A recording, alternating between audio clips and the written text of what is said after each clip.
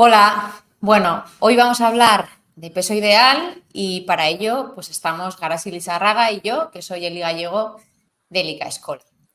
Ya sabéis que, bueno, pues hablamos del peso ideal dentro de un contexto y de un grupo de charlas que forman un programa que hemos creado para la aceptación de la diversidad corporal y de la promoción de la salud física y la salud mental. Así que, bueno, vamos a ello, vamos a hablar de cuál es mi peso ideal.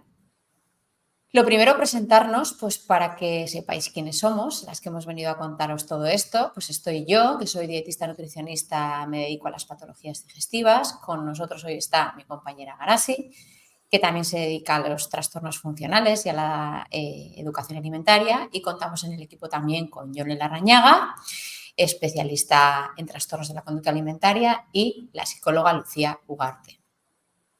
Y nos podéis encontrar aquí y, como siempre, pues online. Y ahora sí, vamos a hablar de lo que nos ocupa, del peso ideal, para lo que tenemos que definir lo que es el peso ideal. Hablaremos de composición corporal, de los estándares de belleza, de cuáles son esos ideales y cómo nos objetifican, de los deseos que nosotros tenemos, si son o no son reales, y de unas conclusiones a las que hemos llegado y esperemos que lleguéis vosotras también después de ver la charla. Así que vamos a darle. No sé si sabéis de dónde viene el peso ideal, ¿vale? Pero el peso ideal, eso de tengo que pesar entre tanto y tanto, pues bueno, es un poco turbio el asunto. Quetelet, la fórmula de Quetelet es con la que conseguimos el IMC, el índice de masa corporal. Quetelet nunca elaboró esa fórmula para conseguir clasificar a las personas por su peso.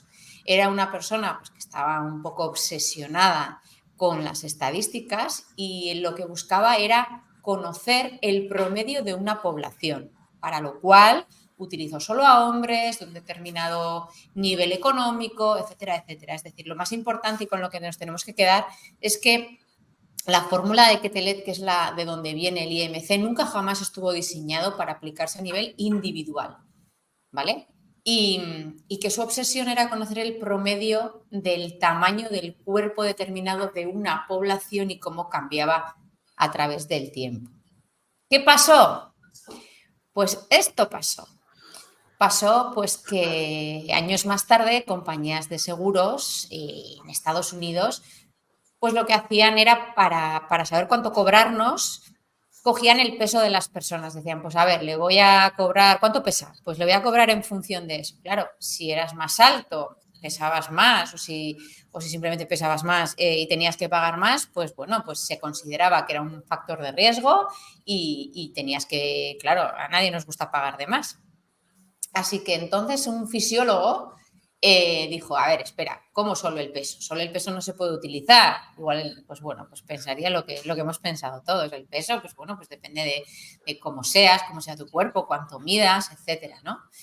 Y entonces dijo, a ver, hay por ahí un índice que tiene en cuenta también la altura y quizá con eso, y de esta forma se pasó a utilizar la fórmula de Quetelet, que se le cambió el nombre y se le empezó a llamar índice de masa corporal y se convirtió en la unidad que conocemos ahora para establecer el peso de cualquier individuo y de la forma más tonta.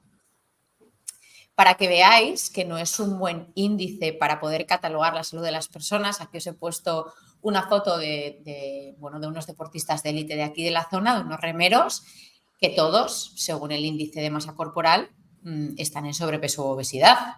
¿Os parece que están en sobrepeso o obesidad? Aquí otro ejemplo de personas con sobrepeso u obesidad. Hay muchas personas que están dentro, según este índice, del sobrepeso o de la obesidad, que tienen pues, una salud excelente. La realidad es que la delgadez se ha impuesto como referencia positiva de salud, pero muchas personas delgadas, pues sabemos que no están sanas. Entonces, ¿por qué nos importa tanto el tengo que pesar entre X y X para estar sano? Ese número en realidad nada tiene que ver con nuestra salud o poco tiene que ver con nuestra salud y hay que atender a otras características que quizá son más importantes, ¿vale? Ese número no tiene relación directa con tu corporalidad, con el cómo es tu cuerpo. Vamos a hablarlo más adelante también. Ahora sí te toca. Entonces, bueno, pues cuando hablamos de peso y por qué necesitamos tener un peso en concreto, pues hablamos un poco de la necesidad de control que tenemos, ¿no? Porque al final los números lo que nos aportan es eso, una sensación de control que no es real en sí. Nos puede parecer que es así, pero no lo es. Entonces, bueno, pues podemos decir también que los números nos pueden esclavizar, porque puede ser que lleguemos a ese número que nosotras tenemos en la cabeza en un momento dado, y cuando lleguemos a ese número de decir, bueno, pues no tengo suficiente, voy a ir a por más, ¿no? Entonces entramos en esa rueda de esa esclavitud, ¿no? Claro, porque muchas veces relacionamos lo que es ese peso. Yo me imagino que cuando pese lo que tengo que pesar por salud, voy a tener este cuerpo que imagino que tendré cuando llegue a ese peso que se ha establecido como peso ideal dentro de esos números, ¿no? De ese IMC. Eso es, eso es. Entonces, bueno, también podemos hablar de la composición corporal, la diferencia entre el peso y la composición corporal, o no sé si quieres añadir algo más aquí. No, más que nada, pues eso, cuando hablamos de control, también cómo terminamos controlando, o sea, esa necesidad de controlar lo que yo peso nos lleva a controlar lo que estoy comiendo, lo que estoy sintiendo, la rutina que estoy teniendo, incluso afecta a mi estado anímico, ¿no? Al final, pues bueno, somos personas que controlando estas cosas, en cierto modo, nos vamos a sentir más seguras, pero sí que es cierto que estos números, como hemos comentado, nos van a esclavizar y además pueden llevarnos a un punto de frustración cuando lo que yo esperaba encontrarme al llegar a ese número no cumple con mis expectativas, pues muy alto. Más cosas relacionadas con este control y con el peso ideal. Para estar sano hay que dar, ¿ves? Más números, más cosas que puedo controlar. Puedo controlar dar 10.000 pasos. ¿Y por qué voy a dar 10.000 pasos y no 6.000? ¿O por qué voy a dar 10.000 pasos y no 20.000? Bueno, pues lo del establecer otra vez un número, otra vez un reto a cumplir, un objetivo a cumplir, viene también fruto de la casualidad. Como veis aquí, los 10.000 pasos vienen de un dispositivo, bueno, de un podómetro que en su día se llamaba Manpokey, y si os fijáis, no sé si se ve el cursor, creo que no, pero si os fijáis, aparece como, bueno, un signo, ¿no? En estas siglas japonesas, que parece un corredor. Y resulta que eso significa 10.000 pasos. Entonces dijeron, pues fenomenal, pues lo que vamos a hacer es que la gente dé 10.000 pasos y ya está, y lo vamos a relacionar con un buen estado de salud. Como veis, surge de la casualidad, ¿no? Y bueno, pues es simplemente por eso. Se creó un podómetro llamado Manpokey. Manpokey significa 10.000 pasos. Y se escogió esa significación por el carácter que parece una persona corriendo. Y ya está, chispum, y aunque no os lo creáis, de ahí viene todo esto. Así que ya veis que los motivos por los que se crean las cosas a veces son un poco, bueno, no voy a decir que no son los ideales, pero están un poco difusos, ¿vale? ¿Se habrá creado por un buen motivo? Pues, ¿dónde está el buen motivo? Y ahora sí, vamos a hablar de la composición corporal, que bueno, lo primero que tenemos que tener en cuenta es que cuando nos pesamos, cuando nos subimos a la báscula, que no nos estamos pesando solamente una parte de nuestro cuerpo, o no estamos pesando solamente grasa o solamente músculo. No hay una composición corporal detrás de todo eso, que tampoco vamos a poder saber el porcentaje de cada músculo o la cantidad de cada parte, ¿eh? O sea, dentro de la composición corporal, pues vamos a encontrar eso, el músculo, la grasa, el agua, los huesos, pero no lo vamos a poder saber. Aquí os hemos puesto unas imágenes donde aparecen dos personas iguales, pero con diferente peso y diferente composición corporal, ¿vale? Entonces, a simple vista podemos saber que, bueno, pues que incluso aunque pesen lo mismo, puede ser que una persona pesando lo mismo tenga una composición corporal diferente. La cuestión es que no vamos a saber si esa persona tampoco tiene gozado de una buena salud o no, ¿vale? Podemos decir pues que tiene una composición corporal diferente, nada más, como veis en estas imágenes, ¿vale? Claro, en Entonces, la ¿qué imagen del pasa? medio se supone, ¿no? En la imagen del medio aparece el torso de un hombre que tiene el mismo peso, ¿no? Tiene Eso es. el mismo peso en ambos, diferente composición corporal. Sin embargo, pues eso, al final, cuando el número nos está marcando si estamos o no estamos dentro de estos parámetros de salud, si el IMC nos está diciendo si estás entre esto y esto, estás sano. No queda tan claro al ver estas imágenes en las que, bueno, pues corporalmente hay diferencias, ¿no? Pese a tener el mismo peso y cumplir pues ese mismo rango.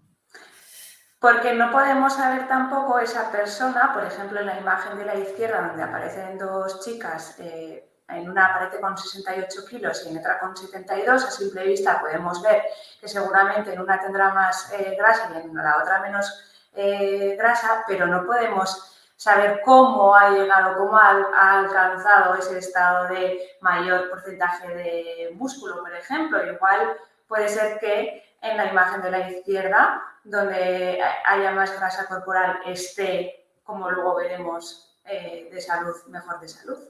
Claro, y en la imagen de la derecha también pasa lo mismo, que la primera de las Eso chicas tiene un es. 13% de grasa, al igual que la última de las chicas que tiene un 13% de grasa, quizá al pesar más puede estar más al límite en ese IMC, en ese peso ideal que está establecido para ella. Sin embargo, vemos y queda bastante claro que la persona, la primera, la de la izquierda, pues no tiene una composición corporal saludable para ella.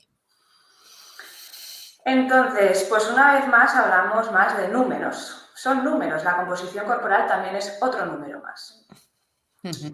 Más conceptos. Bueno, y vamos a lanzar unas preguntas para ello. ¿Elijo yo el color de mis ojos? ¿Elijo yo mi altura, el color de mi pelo, la forma de mi cara? Bueno, pues seguramente todos habréis respondido que no, ¿verdad? Y es que con la forma de mi cuerpo pasa lo mismo, ¿sí? Hay una genética de por medio que va a establecer también, por ejemplo, el tamaño de mis huesos. Entonces, si el tamaño de mis huesos va a ser diferente que otra persona, pues lógicamente la forma corporal también va a ser diferente, ¿vale? Ahí tenéis otra vez otro ejemplo donde, bueno, pues teniendo en cuenta que el tamaño de los huesos es diferente, pues la forma corporal también va a ser diferente. ¿Y cuál es la realidad al final? Pues que hay una diversidad corporal y que no hay dos cuerpos que vayan a ser iguales.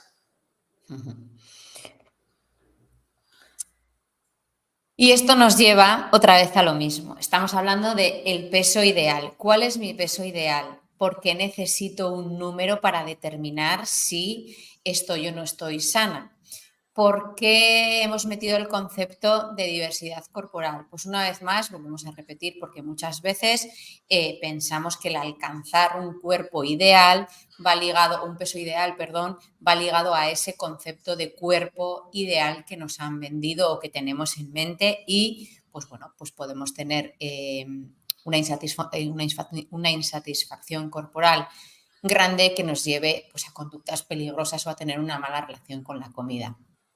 Porque hoy en día es tan positivo el estar delgada, cuando, bueno, pues en cada momento histórico se ha relacionado pues el esfuerzo, el éxito, etcétera, el tener muchos amigos con un tipo de cuerpo que no siempre ha sido el mismo. El estándar de belleza es un constructo que ha ido cambiando a lo largo del tiempo. Veis aquí en estas imágenes pues que